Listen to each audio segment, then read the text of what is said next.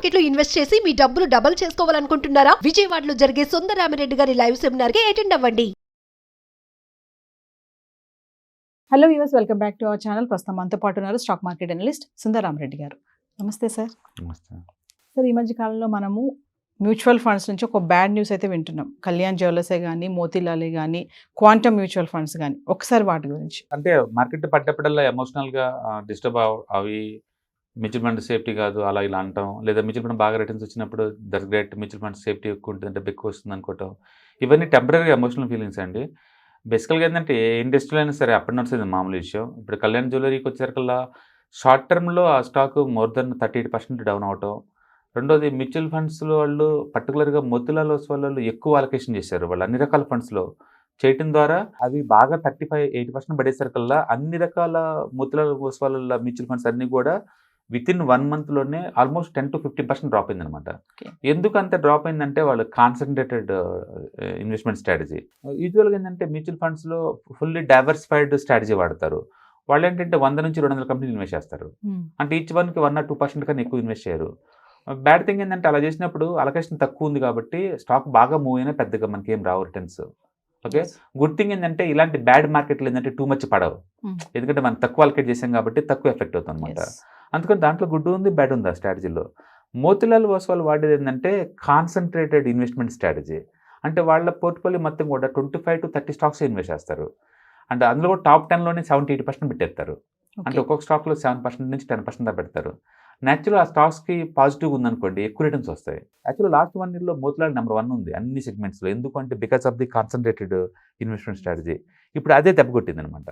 Market పట్ట start అవుతుంది. పర్టికులర్గా ఈ కళ్యాణ్ జ్యువెలరీస్ టూ మచ్గా డ్రాప్ అయ్యడం వల్ల అన్ని రకాల మోతిలాల్ ఓస్వాల్ అన్నీ డ్రాప్ అయినాయి అనమాట.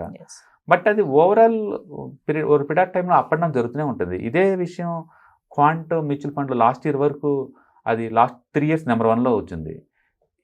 రిలయన్స్లో అండ్ జియో ఫినాన్స్లో వాళ్ళు ఎక్కువ ఫోకస్ చేశారు. అవి రెండు అండర్ పర్ఫార్మ్ చేసేసరికల్లా అన్ని ఫండ్స్ అన్ని డ్రాప్ అయిపోయినాయి. దాని మీనింగ్ ఏంటంటే సర్టన్ కండిషన్స్లో సర్టన్ స్ట్రాటజీస్ వర్కౌట్ అవుతాయి, సర్టన్ కండిషన్లో అది వర్కౌట్ అవ్వదు. వర్కౌట్ కాలేదు కానీ నువ్వు బ్లేమ్ చేయలేవు. అది లాంగ్ టర్మ్లో ఇట్స్ ఓకే అనమాట. అది అందుకని వెరీ షార్ట్ టర్మ్లో పడినంత మాత్రాన ఇన్సైడ్ ట్రేడింగ్ జరిగిందనో లేకపోతే పర్ఫార్మెన్స్ బాగాలేదని అంట అలా కాదు. Long term point of view చూసుకుంటే స్టిల్ గుడ్. ఓకే, ఇప్పటికీ మోతిలాల్ ఓస్వాల్ ఆల్మోస్ట్ ఆల్ టాప్లో ఉన్నారు అన్ని రకాల కేటగిరీలో. ఇంకా క్వాంటెంట్ వాళ్ళు ఇన్సైడ్ ట్రేడింగ్ అప్పుడు సెబీ బయట సెటిల్ చేసుకున్నారు అనమాట. అంటే ఫ్రంట్ ట్రేడింగ్ కేసు నడుస్తుంది కదా, అదేంటంటే కోర్టు బయట సెబీతో సెటిల్ చేసుకున్నారు వాళ్ళు. అండ్ అవి కార్పొరేటివ్ గవర్నెన్స్కి అంత మంచిదేం కాదు. బట్ అది మామూలు విషయం. అప్పుడప్పుడు మ్యూచువల్ ఫండ్లో కూడా జరిగింది. కంపెనీలో జరిగితేనేమో ఇన్సైడర్ ట్రేడింగ్ అంటాం, అంటే మ్యూచువల్ ఫండ్ ఇండస్ట్రీలో దాన్ని అంటే ఫ్రంట్ రన్నింగ్ అంటారనమాట. ఆ కార్పొరేటివ్ గవర్నెన్స్ ఉన్నప్పుడు అలాంటి ఎప్పుడు బ్యాడ్ మంచి ఏం కాదు. బట్ అట్ దట్ సేమ్ టైంలో మ్యూచువల్ ఫండ్స్లో మన పర్ఫార్మెన్స్ డస్ మ్యాటర్ కాబట్టి అవే చూసుకుంటాం కానీ మిగతా అంతగా పట్టించుకోమన్నమాట. అంటే మ్యూచువల్ ఫండ్స్లో మామూలుగా ఇన్వెస్టింగ్ చేయడం అనేది ఎంతవరకు సేఫ్ అంటే సార్? సేఫ్ అనే బదులు ఈక్విటీ మార్కెట్ ఎప్పుడు కూడా రిస్క్ అసెట్ బై డిఫాల్ట్. ఎక్కువ రిటర్న్స్ వచ్చిద్దనే కానీ రిస్క్ కూడా ఎక్కువ ఉంటుంది. అండ్ మల్టీ అసెట్లో పెట్టారనుకోండి రిస్క్ మినిమైజ్ అవుద్ది, బట్ రిటర్న్స్ కూడా మినిమైజ్ అవుతుంది. అందుకని మీరు ఫైనాన్షియల్ ఆబ్జెక్టివ్కి ఎలా సూట్ అవుతుంది చూసి మనం ఇన్వెస్ట్ చేయాలి తప్ప సేఫ్టీ అనే పదం ఈక్విటీలో వాడకూడదు మనం.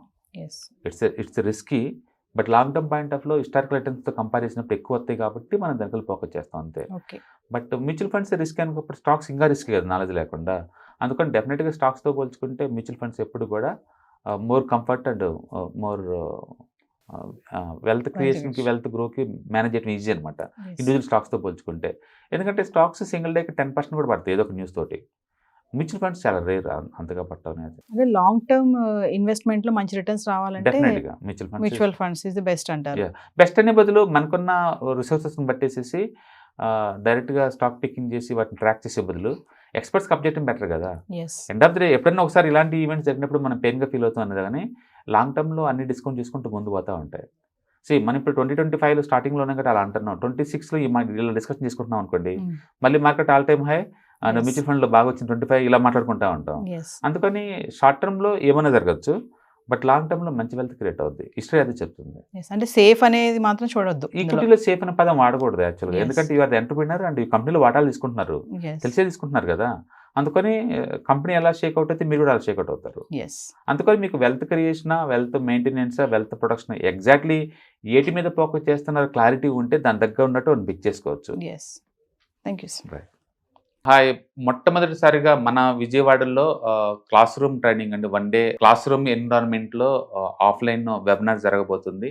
అండ్ ఇంట్రెస్ట్ ఉన్న పార్టిసిపెంట్స్ ఈ కింద స్కూల్ అవుతున్న నెంబర్కి రింగ్ చేసుకొని సీట్ బుక్ చేసుకోండి. దీంట్లో ETFs, index funds and mutual funds మీద completely and hand holding experience మీకు ప్రొవైడ్ చేయబడుతుంది.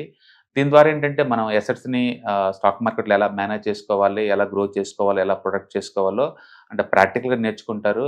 అండ్ మీ ఇప్పటి వరకు మనం ఆన్లైన్లోనే మీరు అటెండ్ అవుతున్నారు. ఇక నుంచి మీరు మన విజయవాడ సిటీలోనే అండ్ లైవ్లో క్లాస్ రూమ్ ఎన్విరాన్మెంట్లో నేర్చుకునే ఛాన్స్ దొరుకుతుంది. కాబట్టి ఇంట్రెస్ట్ ఉన్న పార్టిసిపెంట్స్ కింద స్క్రోల్ అవుతున్న నెంబర్కి పింగ్ చేసి సీటు రిజర్వ్ చేసుకోండి. Thank you.